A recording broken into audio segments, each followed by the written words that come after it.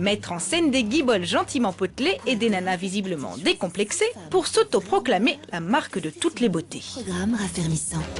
Ogilvy fait appel à John Rankin, connu pour photographier des gens comme vous et moi, tels de vrais top modèles. Parce que raffermir les cuisses d'un top modèle, c'est un peu facile, non? Dove débloque $1 million et déploie sa campagne à peu près sur tous les continents. L'idée, interpeller les gens sur le fondement des stéréotypes de la beauté. À l'origine de cette initiative qui fera un véritable tabac, un constat. Les femmes se trouvent moches. Et oui, selon une enquête menée par deux psys embauchés par Dove, seuls 2% d'entre elles se trouvent belles. Par contre, elles sont 80% à condamner les stéréotypes médiatiques et à réclamer plus de diversité.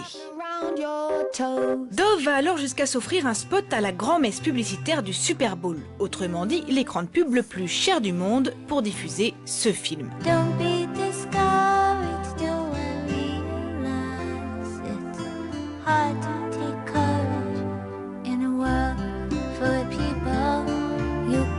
Nous sommes en 2005 et un an après s'être payé la diff la plus chère de son histoire, Dove s'offre le spot qui lui rapportera le plus.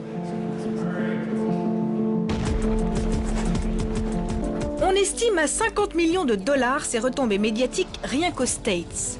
Vu 3 millions de fois en moins de 3 mois, repris par les plus grandes chaînes de télé, commenté sur des milliers de blogs et érigé grand prix du plus grand festival de pub du monde, il serait même le film le plus téléchargé de l'histoire de YouTube.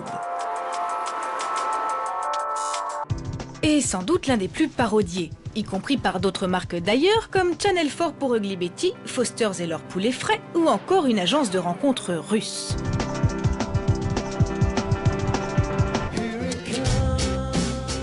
Après avoir brisé le tabou du corps parfait, tapé du poing sur Photoshop et la réalité tronquée affichée en 4:3, Dove passe donc une nouvelle vitesse et lance ce film.